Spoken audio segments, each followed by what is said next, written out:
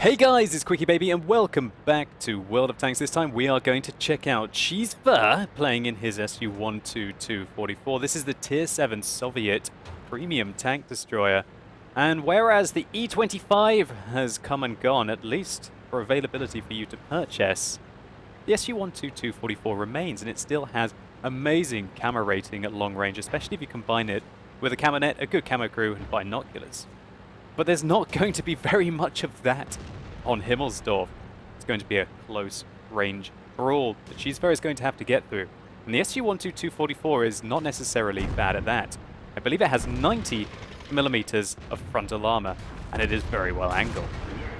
Although, as we can see, they're not quite well angled enough to avoid being penetrated by the 122 millimeter gun. 175 millimeters of penetration, 390 alpha damage, and the same rate of fire as an SDB-1. I think you're starting to get the picture. Now the gun handling is 2.9 seconds aim time, and I believe the accuracy is just over 0.4, I think it's 0.41, which means that it isn't the most accurate or the quickest to aim at its targets. However, when it hits them, they certainly know about it. That T-25-2 lost half of his hit points. The ARL there on 35% is just a one-shot away from Cheezefur being able to take him down. But how many of you have been in this situation on Himmelsdorf, on the encounter? A T-67 watching your back, your buddies have been caught out in the open. We have a T-25-2 flanking round, a Churchill 1 supporting him, an M4, and then a bunch of other tanks. He is literally in a 1 versus 5 or 6 situation. How is Cheezefur going to deal with this? He has no way out apart from to shoot his way out. The T-25-2 tracks him. How frustrating. No turret on this Tier 7 tank destroyer, unlike the T-25-2, means that he is completely stuck in place. He manages to wait for his tracks to repair and puts in a big shot into the Churchill. He hasn't used his repair kit. Cheezefur is saving it. He must be saving it for an important moment.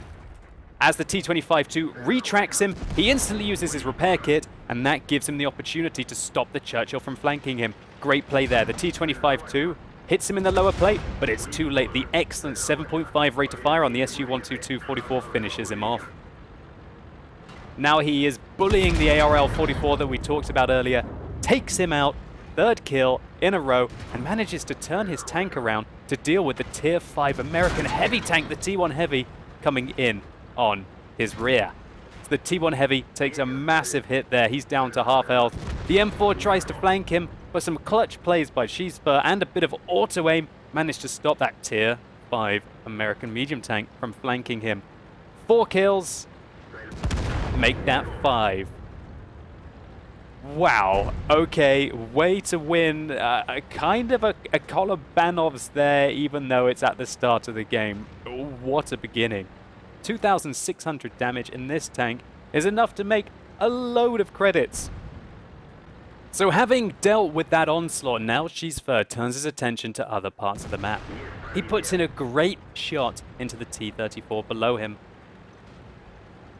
reducing his hit points by, I think, 90%. And that's what happens when you are using 122mm against Tier 5 vehicles. So you guys might be looking at this tank and going, what the hell is this vehicle, and why has it just come out with 3,000 damage and 5 kills on the hill in a 1 versus 5 situation? And a lot of that is due to the matchup. The Su-122-44 is not the most flexible of tanks. It has 4 degrees of gun depression. He didn't really need to use any gun depression up there on the hill. That combined with the 90 millimeters of very well angled frontal armor and having the same kind of close range gun performance as an SDB-1 at Tier 7, that leads to disastrous results for the enemy team. I must say, this is quite a matchup for this tank. This tank does not get preferential matchmaking. It can meet Tier 9 vehicles. So Cheezefur is on a roll, and he is going with it as he comes around the corner and plants a great shot into the back of a very valuable tank. Ooh, nearly said tank destroyer. Artillery on the enemy team. The FV-304. He has now secured a top gun. Oh, wait. Maybe this is his 7th. The AMX misses, allowing him to take him out with a single shot.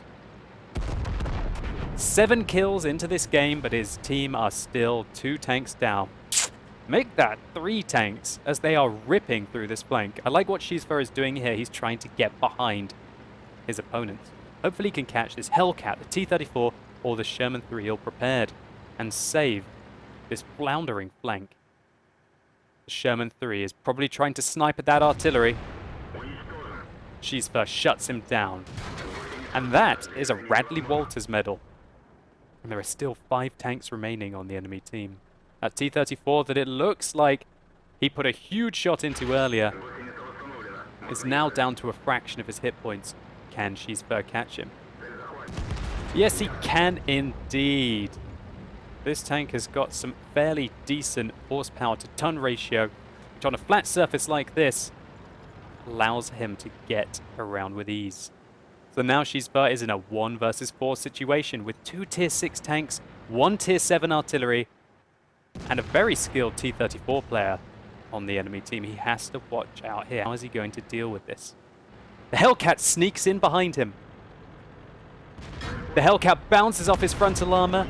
I don't think he expected that. I think that was a little brash, Mr. Hellcat. Old Prune Juice Commander, which is an absolutely epic name, I hasten to add. Should have played that one a lot more carefully. Giving Cheezefur a Pools medal. Casual Pools medal. His 10th kill and nearly 4,000 damage. He has killed 2/3 the enemy team. And the Crusader SP thought he had an ambush there. Maybe he was running away for his life. 350 damage done. One-shotting a tier 7 artillery. Now Cheezefur turns his attentions to behind. Maybe they're coming in behind him. Yes, they are! BK 302D down? Or 301D? And there's nothing that this T-34 can do now. What a prediction by Cheezefur to handle that situation at the end of the game. It would have been very, very tricky for him indeed. The streets of Himmelsdorf make it very easy for a tank destroyer to be flanked because there's no vision for them. They find it very hard to be able to stay on overwatch down a long pass. He would have had to have got into maybe a position like here where he could have aimed down here or aimed down here. In this kind of a brawly situation, that was a great move by Cheezefur to predict where the enemy tanks would be coming from. Cheezefur really showed off the raw power of the SU-122-44 when it gets into a lovely matchup such as this. This was pretty much perfect matchmaking for the tank. He carried a more or less incompetent team, showed by the fact that he was able to pick up 13 kills. The end of this replay was fast and it was brutal. For me, the real highlight was that 1 versus 5 on top of the hill. I know from personal experience going, oh, my team has left me on top of the hill, oh, QQQ. Well, Cheezefur just dealt with it like a complete boss, and that enabled his team to win a rather unfavorable matchup for him. So congratulations to you, Cheezefur. Thank you so much for uploading this replay to the Replays website. Let's just take a very quick look at the post-game stats. So this was 6,369 experience for Cheezefur's double, 125,000 credits gross. And because Cheezefur didn't even have any premium rounds in his tank, that is 100,000 profit for his 1,930 base experience. The Top Gun, of course the Pools medal, bigger than a Top Gun, the Pascucci's medal, a high caliber, and a steel wall, putting that 90mm of very well angled armor to good use. To be able to carry this game, Cheezefur had to do 4,418 damage. That's 4.5 times what anyone else on his team was able to do. In fact, when we add up the total damage of the rest of his team combined, it's just over 4,000. That's right, Cheezefur, you literally carried 14 other players. So Cheezefur, thank you so much for submitting this replay. I really did enjoy it, and it makes me want to get into the SU-122-44 again, and then maybe sacrifice a goat to the RNG god so I can get a matchup like this. But I personally think if even I had a matchup like this, I'd probably find some way to mess it up unlike you did. Amazing stuff. Thank you. And hopefully you guys enjoyed this replay as well. If you did, please consider giving this video a like down below. It really helps the channel out. And if you want to see more SU-122 44 gameplay, then simply click up here and you can go through to a double helping of it. And let me know in the comments down below what you think about the SU-122-44. Do you think that Tier 7 premium tanks are still worth playing, even though they can't make nearly as many credits as Tier 8 premium tanks? How do you feel about this tank remaining in the game, even though the E25 was taken out, pretty much because of the unbalanced camera rating on the old school premium tank destroyers? And maybe you're an SU-122-44 master. Leave some tips down below for some of the newer players who, after seeing this video, might be thinking about picking up one of these money-making powerhouses. And as always, thank you so much for watching. You've been epic, and hopefully I'll see you soon.